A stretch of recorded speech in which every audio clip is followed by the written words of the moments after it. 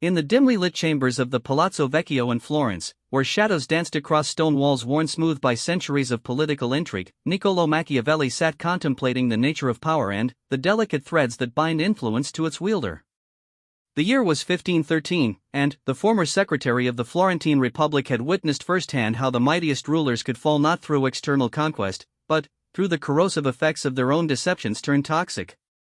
The candlelight flickered as Machiavelli penned his observations, having seen princes rise and fall like autumn leaves caught in the wind of their own making.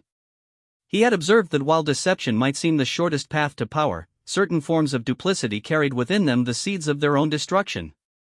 These were not mere tactical errors, but fundamental misunderstandings of the relationship between ruler and ruled, between influence and its foundation. The architect of his own downfall, Lorenzo de' Medici the Younger, had been a man of considerable charm and political acumen, yet Machiavelli had watched with fascination and horror as the young ruler systematically destroyed his own influence through what could only be described as toxic deceptions. Unlike his grandfather, Lorenzo the Magnificent, who understood that successful deception must always serve the greater stability of the state, the younger Lorenzo employed deception as an end in itself, weaving lies so complex and contradictory that they began to strangle the very power they were meant to protect. The first manifestation of this self-destructive pattern emerged in Lorenzo's dealings with the merchant guilds of Florence. Rather than employing the traditional Medici approach of subtle manipulation backed by genuine economic benefit, Lorenzo chose to make promises he had no intention of keeping, believing that his charm and status would forever shield him from consequences. He assured the wool merchants of favorable trade agreements while simultaneously negotiating their disadvantage with rival cities. He promised the bankers protection from new taxes while secretly drafting legislation that would effectively double their burden. Machiavelli observed that Lorenzo's error lay not in deception itself, for successful rulers had always employed strategic misdirection, but in the nature of his deceptions. They were what the seasoned political observer came to understand as toxic deceptions, falsehoods that, rather than preserving or enhancing power, gradually poisoned the wellspring of authority itself. These deceptions shared certain characteristics that made them particularly dangerous to the deceiver. First, they created contradictory obligations that could not possibly be fulfilled simultaneously. When Lorenzo promised both the Pazzi and Medici banking factions exclusive rights to handle papal finances, he created a situation where his deception would inevitably be exposed, not through investigation or betrayal, but through the simple impossibility of satisfying both parties. The wise prince, Machiavelli noted, ensures that his deceptions complement rather than contradict each other, creating a coherent narrative that can be sustained over time. Second, Lorenzo's deceptions were born of laziness rather than strategy. He lied to avoid difficult conversations, to postpone hard decisions, and to maintain an illusion of universal approval. This was fundamentally different from strategic deception, which serves specific political ends and is carefully calculated to advance long-term interests. Toxic deception, by contrast, serves only the immediate comfort of the deceiver, creating ever greater problems that require ever more elaborate lies to conceal. The pattern became clear to Machiavelli as he watched Lorenzo's influence crumble with each passing month. The young Medici would tell petitioners whatever they wanted to hear, regardless of whether he could deliver on these promises. He would assure worried citizens that new taxes were temporary while privately planning to make them permanent.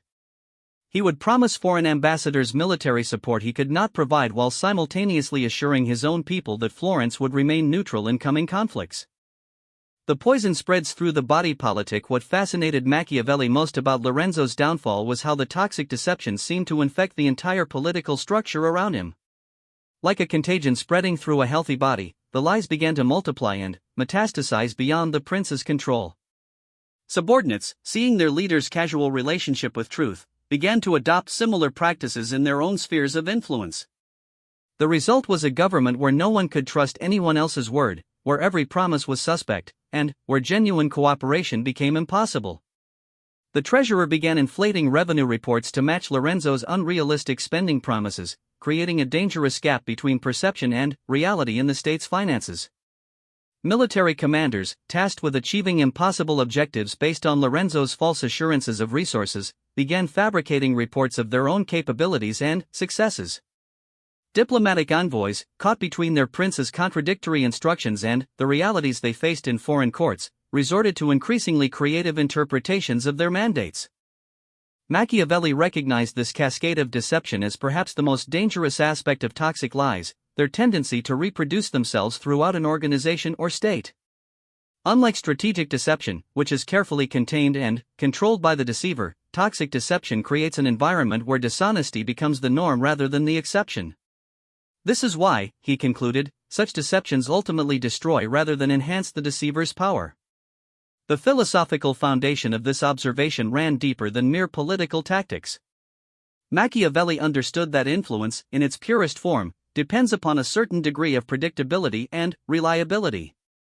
Even when a ruler is known to be cunning and manipulative, his subordinates and subjects must be able to discern some pattern in his behavior, some underlying logic that allows them to navigate their relationship with power. Toxic deception destroys this predictability, creating a political environment where no one can plan effectively because no one knows what to believe. The merchant who could not trust the prince's word about trade policies could not make informed business decisions. The general who could not rely on promised reinforcements could not develop effective military strategies. The diplomat who did not know his prince's true intentions could not negotiate successfully on his behalf. Gradually, all of these vital functions of government began to break down, not because of external pressure or internal rebellion, but because the foundation of trust necessary for any complex organization had been eroded by the ruler's own hand. The mirror of false promises. As Lorenzo's situation deteriorated, Machiavelli observed another crucial characteristic of toxic deception: its tendency to force the deceiver into increasingly desperate measures to maintain the illusion of competence and control. The young Medici found himself trapped in what the political theorist came to think of as a hall of mirrors, where each lie required additional deceptions to sustain it, and where the cumulative weight of these falsehoods began to crush the very thing they were meant to protect. When the promised trade agreements failed to materialize, Lorenzo was forced to fabricate elaborate explanations involving foreign interference and bureaucratic delays. When these explanations proved insufficient, he had to create fictional evidence of sabotage and conspiracy. When the fictional conspiracies became public knowledge, he was compelled to arrest real people to maintain the illusion that his stories were true. Each step in this progression moved him further from the truth and deeper into a web of deception that required ever more resources and attention to maintain.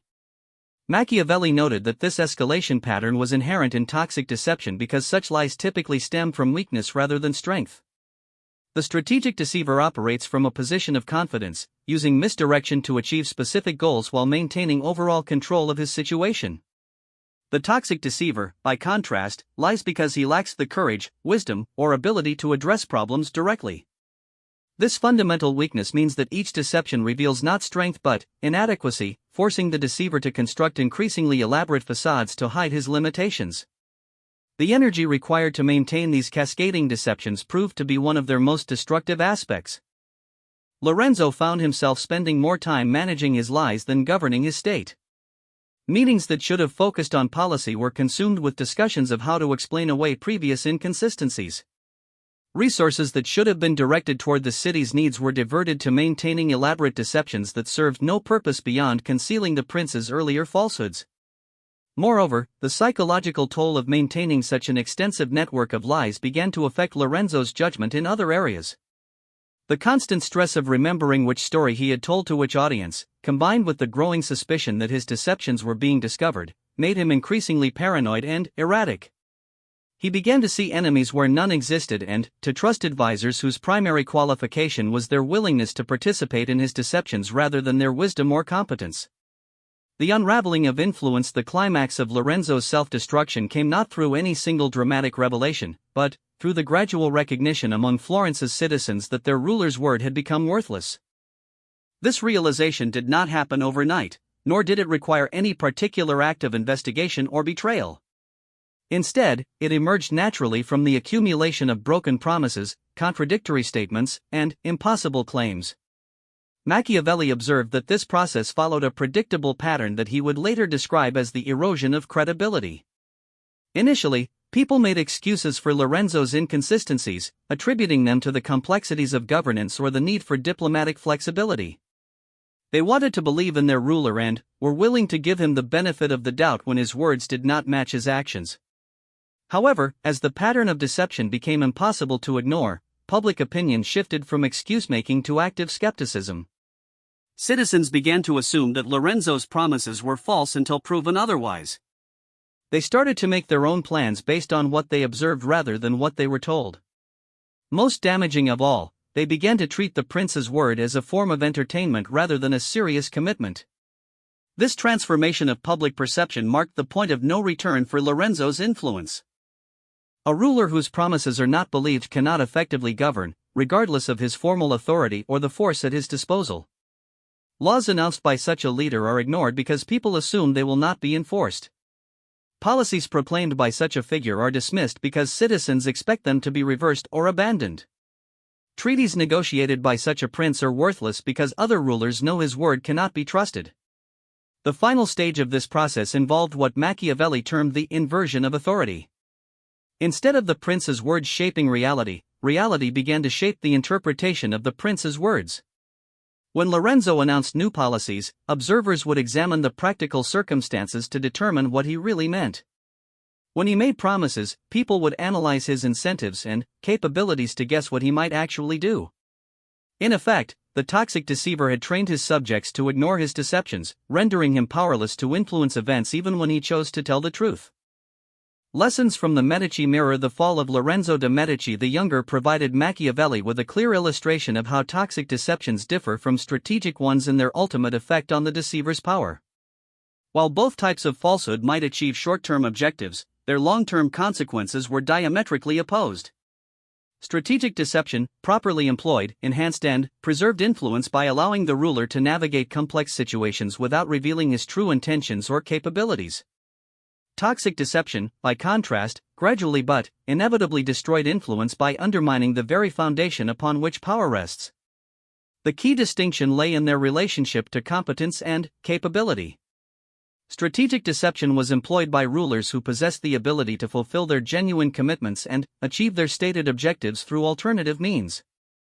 The deception served to maintain flexibility and prevent opponents from anticipating and countering the ruler's moves. Lorenzo's grandfather, Lorenzo the Magnificent, exemplified this approach. When he promised one thing publicly while planning another privately, he possessed the wisdom and resources to ensure that his ultimate actions would benefit his subjects even if they differed from his stated intentions. Toxic deception, however, was typically employed by rulers who lacked the competence or resources to address problems directly. Instead of using deception to enhance their effectiveness, they used it to conceal their inadequacy. This fundamental difference meant that strategic deceptions usually remained hidden because they worked. The ruler achieved beneficial results that justified or at least obscured any necessary misdirection. Toxic deceptions, by contrast, were inevitably exposed because they failed. The promised benefits never materialized, forcing the deceiver to construct ever more elaborate explanations for their absence. Machiavelli also noted the different effects these types of deception had on the ruler's inner circle. Strategic deception required the cooperation of competent advisors who understood the ultimate objectives and could help coordinate complex plans involving multiple levels of misdirection. Such advisors became more valuable over time because they possessed knowledge that enhanced their ability to serve the prince's interests. Toxic deception, however, tended to drive away competent advisors and attract only those willing to participate in self-destructive policies. Honest counselors could not function effectively in an environment where they were expected to support obvious falsehoods, while wise advisors recognized that association with a toxic deceiver would ultimately damage their own reputations and careers. The result was a gradual degradation of the ruler's support system, as competent people were replaced by flatterers and accomplices. The second pattern, the poison well of trust. Years later, when Machiavelli had returned to private life and was writing his great works on political theory, he encountered another case that further illuminated the nature of toxic deception. This time, the example came not from Italy but from accounts of events in the French court, where he learned of a minor noble whose attempts to advance his position through deception had created what could only be described as a poisoned well of trust. The Comte de Mortagne had been a figure of modest influence in the court of King Louis XI, serving in various administrative capacities and hoping to advance to higher office. Unlike Lorenzo, whose deceptions were born of weakness and laziness, Mortaine's falsehoods emerged from ambition and impatience. He was competent enough to fulfill his current duties effectively, but he lacked the patience to allow his career to develop naturally through demonstrated excellence and gradual advancement. Instead, Mordine chose to accelerate his rise through a series of what he believed to be clever deceptions designed to enhance his reputation and create opportunities for advancement. He began to claim credit for successful policies he had not authored, to exaggerate his role in important negotiations, and to spread carefully crafted rumors about his indispensability to various court functions. Initially, these deceptions seemed to achieve their intended effect. Morton's apparent successes gained him attention from senior courtiers and even the king himself. He was invited to participate in more important meetings and was consulted on matters previously beyond his purview. His strategy appeared to be working exactly as planned. However, Machiavelli recognized that Morton's approach contained the seeds of its own destruction, though these would take longer to manifest than in Lorenzo's case. The French nobleman's deceptions were more subtle and sustainable than the young Medici's, but they suffered from what the Florentine theorist came to understand as the trust-debt problem. Every false claim to credit, every exaggerated accomplishment, every misleading impression created a debt in the currency of trust. Initially, this debt remained invisible because Morton's genuine competence allowed him to perform adequately in his enhanced roles. However, like financial debt, trust debt accumulated compound interest. Each deception made it more difficult to sustain the illusion of exceptional capability, while simultaneously raising expectations for future performance. The crisis came when Mordine was appointed to lead a crucial diplomatic mission based largely on his fabricated reputation for negotiating success. The real challenges of this position exposed the gap between his actual abilities and his claimed expertise. While he was competent enough to avoid complete disaster, his performance fell far short of what his reputation had led others to expect. More importantly, the high-profile nature of this assignment meant that many people had the opportunity to observe Morton's actual working methods and capabilities. Court observers who had previously accepted his claims at face value now had direct evidence of his limitations. They began to question not only his suitability for the current assignment but also the accuracy of his previous claims to success. The viral nature of suspicion. What Machiavelli found most instructive about Morton's downfall was how quickly and thoroughly suspicion spread once it began. The French court was a highly interconnected social network where information traveled rapidly and where reputations could be made or destroyed through collective opinion. When courtiers began to question Morton's diplomatic performance, they naturally started to re-examine his previous accomplishments with greater skepticism. This re-examination revealed a pattern that had been invisible when Morton's claims were accepted uncritically. People remembered conversations where he had seemed to know less than he claimed, situations where his supposed expertise had been conspicuously absent, and colleagues who had never corroborated his accounts of shared successes. What had previously been dismissed as modesty on the part of others or forgotten as unimportant details now assumed new significance as evidence of systematic deception.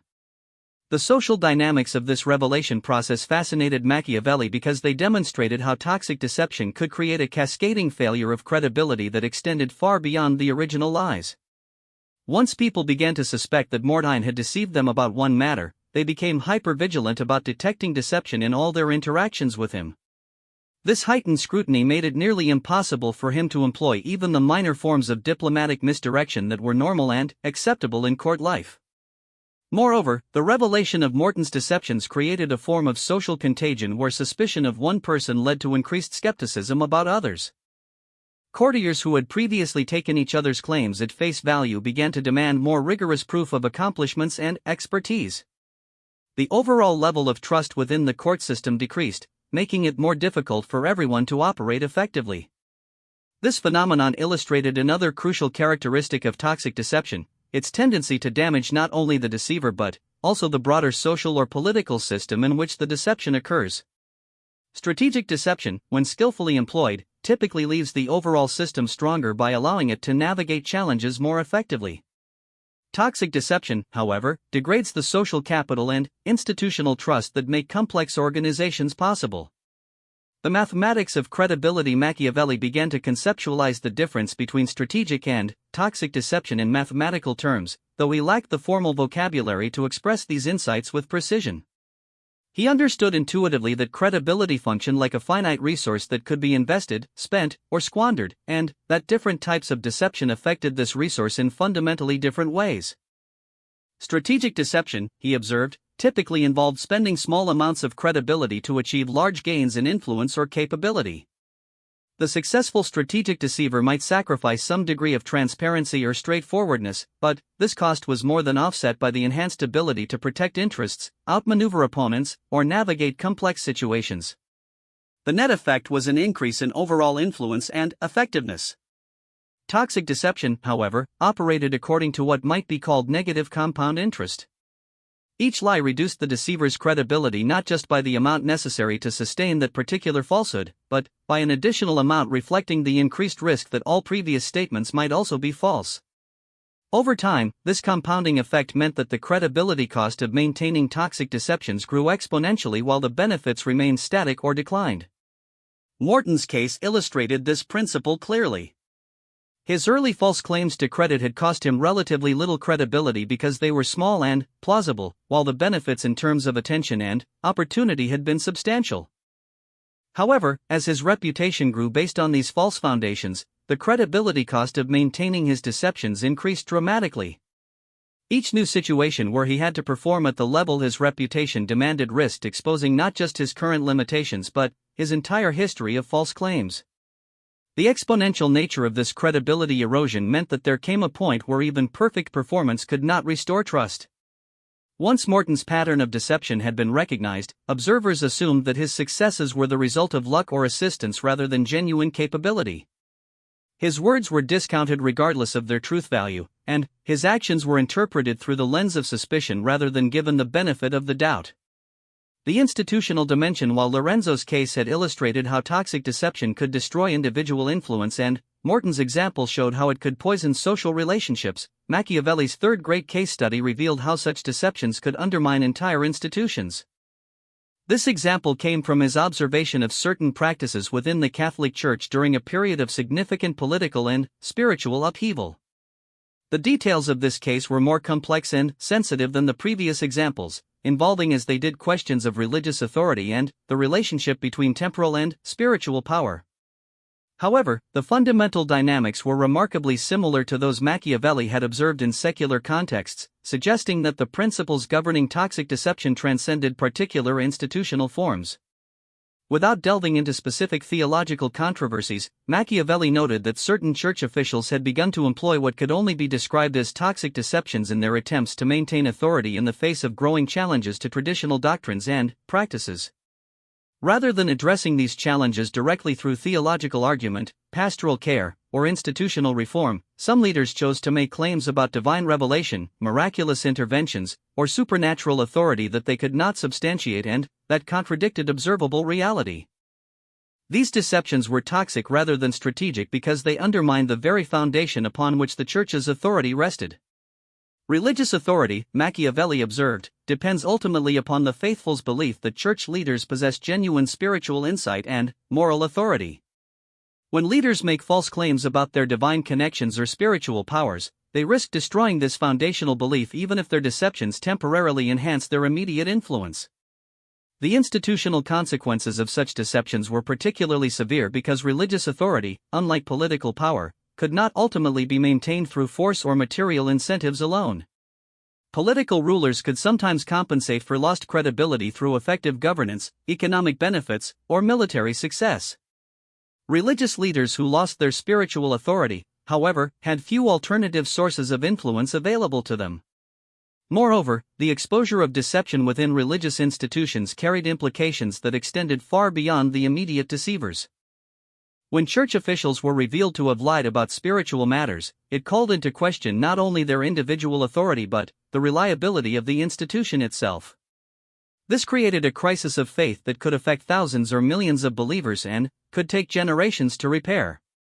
The universal principles. Through these three case studies, Machiavelli identified several universal principles that governed the relationship between deception and influence across different contexts and institutions.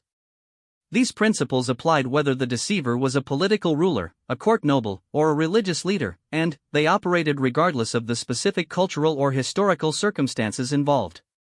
The first principle was that sustainable influence required a foundation of genuine competence or capability. Strategic deception could enhance and protect this foundation, but it could not replace it entirely. Toxic deception, by contrast, attempted to substitute appearance for reality, creating an inherently unstable situation where the deceiver's influence was constantly threatened by exposure. The second principle concerned the relationship between credibility and complexity. Simple, verifiable claims carried low credibility costs and could often be sustained indefinitely. Complex, unverifiable claims carried high credibility costs that increased over time as people had more opportunities to test them against reality. Toxic deceivers typically gravitated toward complex, grandiose claims because these seemed to offer greater benefits, but they failed to account for their exponentially increasing costs. The third principle involved the social context of deception. Strategic deception typically operated within established social norms and expectations, using accepted forms of misdirection and diplomatic language that preserved the overall integrity of communication systems. Toxic deception violated these norms, creating an environment where normal social and political interactions became impossible. The fourth principle addressed the temporal dimension of credibility. Strategic deception usually improved with time as the deceiver's genuine accomplishments validated their reputation and provided evidence of their competence. Toxic deception deteriorated with time as the gap between claims and reality became more apparent and as the compound costs of maintaining false positions accumulated. The wisdom of restraint. In his mature reflections on these patterns, Machiavelli concluded that the most dangerous aspect of toxic deception was not its eventual exposure but its seductive appeal to those who felt inadequate to meet their challenges through honest means. The toxic deceiver was typically someone who possessed real but limited capabilities and who chose deception as a shortcut to influence rather than investing the time and effort required to develop genuine competence. This psychological insight helped explain why intelligent, capable people could fall into such obviously self-destructive patterns. Lorenzo had been genuinely charming and politically astute, Mordine had been competent and ambitious, the church officials in question had possessed real theological knowledge and pastoral skills.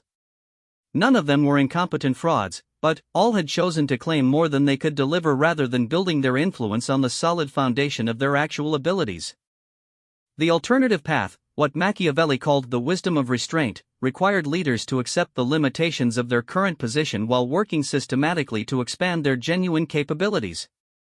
This approach was slower and more difficult than toxic deception, but it created sustainable influence that grew stronger rather than weaker over time. Strategic deception could play a valuable role in this process, but only when it served to protect and enhance genuine competence rather than substitute for it. The wise ruler might conceal the full extent of his military capabilities to maintain tactical flexibility, but he would not claim to possess forces he did not have. The skilled courtier might be modest about his accomplishments to avoid creating enemies, but he would not fabricate achievements that could be easily disproven. The legacy of truth. As Machiavelli concluded his analysis of toxic deception, he reflected on the broader implications of these patterns for the nature of political authority and human relationships. The cases he had studied suggested that while deception was indeed a tool available to those who sought influence, it was a tool that could destroy its user if employed without wisdom and restraint. The most successful leaders he had observed, figures like Cesare Borgia at his peak or Lorenzo the Magnificent at his wisest, understood that deception was most powerful when it was rare. By establishing reputations for general reliability and competence, they made their occasional misdirections more effective because people were not expecting to be deceived. Their strategic use of deception enhanced rather than undermined their overall credibility. This insight pointed toward a deeper truth about the relationship between power and truth. Sustainable influence required not the complete absence of deception, but rather the careful limitation of deception to those situations where it served larger purposes of stability, security, or effective governance. The leader who lied constantly was powerless to surprise anyone, while the leader who lied never was powerless to protect his interests when circumstances demanded flexibility. The toxic deceiver's fundamental error was the belief that more deception was always better than less, that every advantage gained through falsehood was worth pursuing regardless of its cumulative costs. This approach failed to recognize that credibility was a finite resource that, once squandered, could be nearly impossible to restore. In the end, Machiavelli's study of toxic deception reinforced rather than undermined his belief in the importance of competent, effective governance. The cases he examined showed that leaders who attempted to substitute appearance for substance inevitably failed, not because deception was inherently evil, but because sustainable power required genuine capability as its foundation. The prince who wished to maintain his influence over time had to earn it through demonstrated competence, wise decision-making, and the careful cultivation of trust. Deception could be a valuable tool in this process, but only when it served to enhance rather than replace these fundamental requirements. As the candles burned low in the Palazzo Vecchio and Machiavelli set down his pen, he understood that he had uncovered something more significant than mere tactical advice for ambitious rulers. The patterns he had identified revealed universal truths about human nature, social organization, and the delicate relationship between truth and power that would remain relevant long after the specific circumstances of his time had passed into history. The toxic deceiver's path appeared easier and more direct than the way of genuine competence, but it led inevitably to isolation, impotence, and ultimate failure. The wise leader, understanding this fundamental truth, would choose the harder but more sustainable path of earning influence through demonstrated worth, using deception sparingly and strategically to protect and enhance genuine capabilities rather than to substitute for them. In this choice between the false promise of toxic deception and the difficult reality of earned authority lay the difference between fleeting power and lasting influence, between the temporary satisfaction of immediate gain and the enduring strength that comes from building one's position on the solid foundation of truth.